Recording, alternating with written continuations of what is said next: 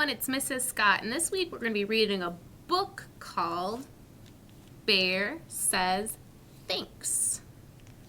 So if we look at the cover of this story, I see a bear. What else do you see? Yeah, there's lots of animals, and it looks like there's some food here. So this story is going to be about a bunch of friends that get together and eat some food. And our big thing we're going to work on with my early learners is thanks, or thank you. We can say it with our hand to our chin, and we put it out. We say, thank you. Can you try? Nice job. All right, let's see. Look at, there's Bear in his cave. All alone in his cave, Bear listens to the wind. Ooh, what's he listening to? The wind. Let's get those lips together. Can you try? Wind. And our tongue goes up at the end. Let's try one more time. Wind. Oh, I can hear the wind. Let's pretend.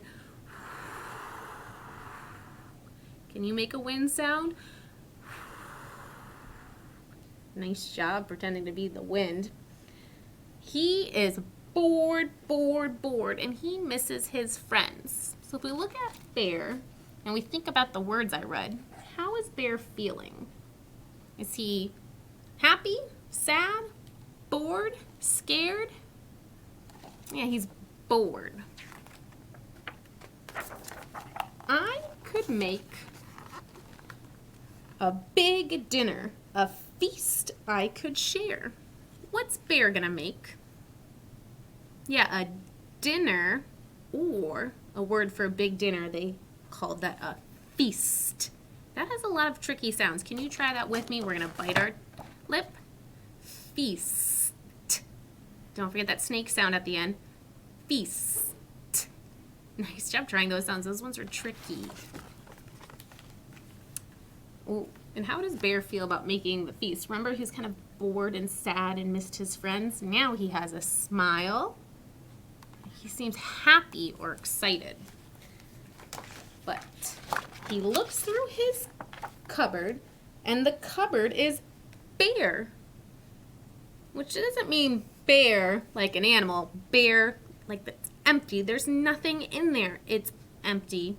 What do you think Bear's gonna do? Let's find out. Then Mouse stops by with a Huckleberry Pie. What did Mouse make? Yeah, he made a pie, and that has our pop lip sound. Do you remember what kind of pie it was? It was a kind of berry, not a blueberry, not a strawberry, not a blackberry. This is a huckleberry pie. Can we try those sounds? Hot sound first. Huckle. Huckle. That one's tricky. Have you ever had a huckleberry? Me neither. Oh. And Bear says thanks. So what did Bear say? Thanks or thank you. Bear says, goodness me, a delectable pie. Do you think Bear likes the pie if we look at his face?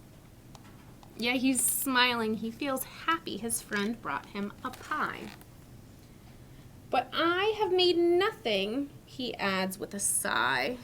Oh, so now Bear, he was happy with a smile when his friend brought him something. But now that he didn't make anything, how does he feel? He feels a little bit sad.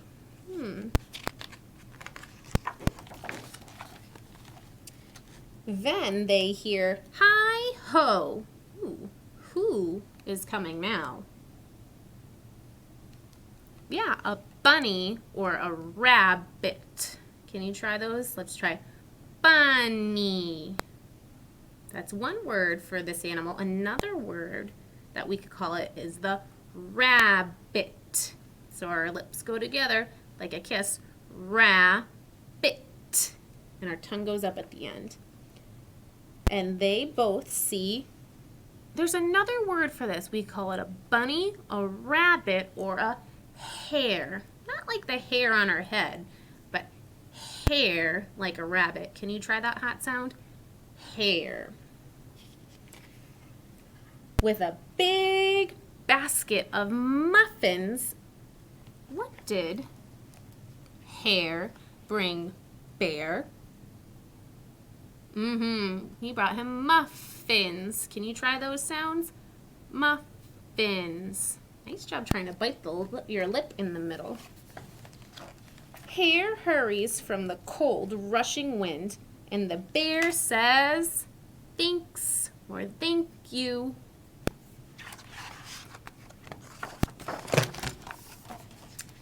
Of course, says Hare, and then he points to the door. Is another friend coming? Do you know who this is? Kind of looks like a raccoon. Let's listen and find out. Here comes Badger. Who is it? Badger, who is our character in the story.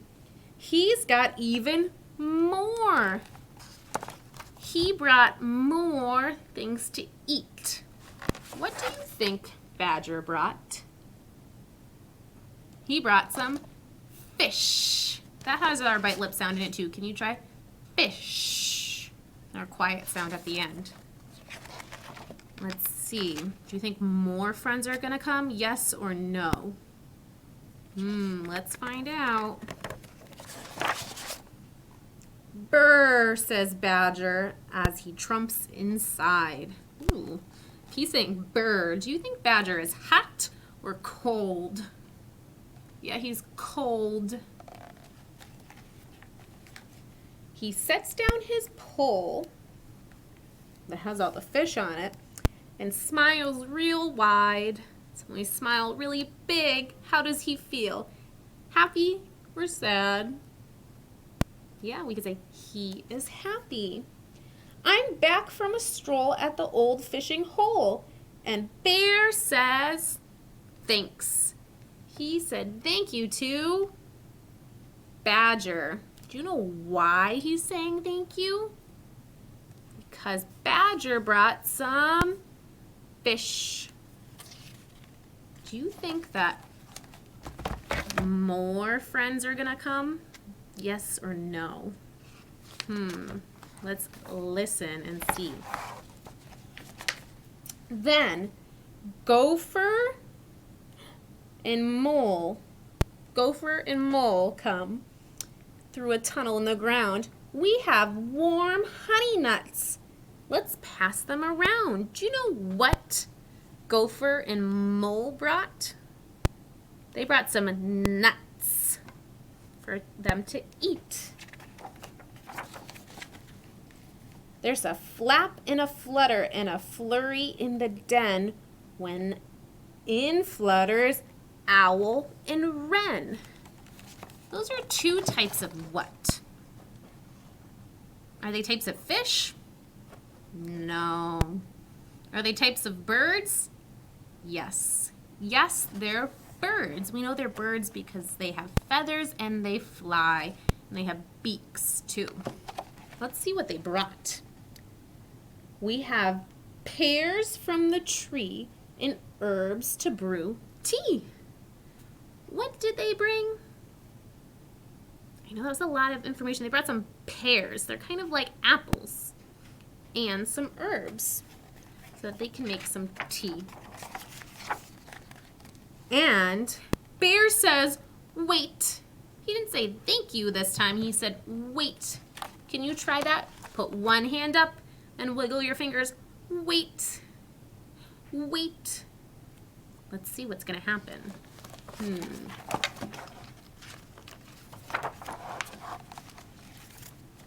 Bear mutters and stutters and he wears a big frown. Oh no, how does Bear feel? Is he happy or sad? Yeah, he is sad. I wonder why.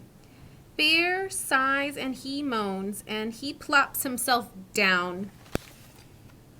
You have brought yummy treats. You are all so nice to share, but me, I have nothing. My cupboards are bare. Do you know why Bear is sad? This one's tricky. Remember, Bear wanted to make food for all his friends, but he didn't have anything. So he's sad because he doesn't have any food for them to eat. Do you think his friends are going to be okay with that, or are they going to be mad? Mouse squeaks, don't fret. There's enough, dear Bear. You don't need any food. You have stories to share. So Mouse says it's okay, and instead of food, maybe Bear can share some stories. His friends hug him tight. It will be all right. And Bear says, thanks.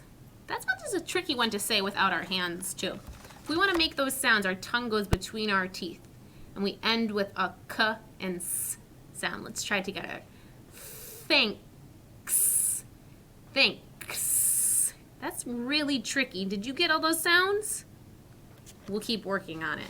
Remember, Bear says, thanks a lot. They lay out their feast on a quilt on the ground. Do you know where they put the food? What place? They put it on a table? No. They put it on a quilt, or we can call it a blanket. Can you try those sounds? It has a lot of blends. We go blanket. Try again. Blanket. Don't forget to get that tongue up. Blank. It. So remember, when we break apart our long words into smaller parts, it's easier for us to say. Slowing down is always helpful. In a cave in the woods, in a warm, bright lair, the friends feel grateful for their good friend. Who is this? Bear, their friend Bear. They pass around the platters. They tweet and they chatter. So they're talking and they're eating. And they all say thanks. The end. So in this story, Bear got to see all his friends and they got to eat lots of food. And they were very thankful that they had friends and food. So maybe you can think of some things you're thankful for. That means things that we're happy about having. It's not just toys. You could be thankful for some toys, but our friends, our family, things like that. That's what November this month is all about. So don't forget to watch part 2 with Mrs. C for a fun craft. I think she's going to make what Mouse brought, the first friend, if you remember what that is. You'll have to go see.